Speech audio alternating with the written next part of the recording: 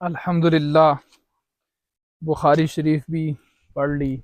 उससे पहले कुरान पढ़ा, खूब पढ़ा और खूब अच्छी जगह पर पढ़ा।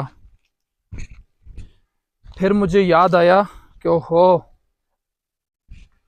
घर जाऊं, थोड़ा सा आराम करूं, क्योंकि दिन को यहाँ पर नेट ठीक नहीं होता और रात को ठीक होता है।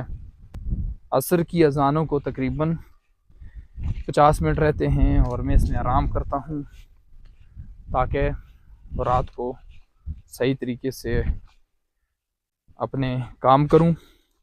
रात को नेट के काम ठीक से होते हैं और सही तरीके से होंगे। दिन को नेट नहीं होता तो काफ़ी मसला बनता है।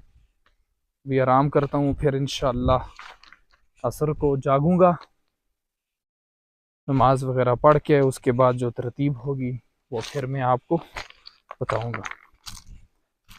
तो अभी जा रहा हूँ अपने घर की तरफ।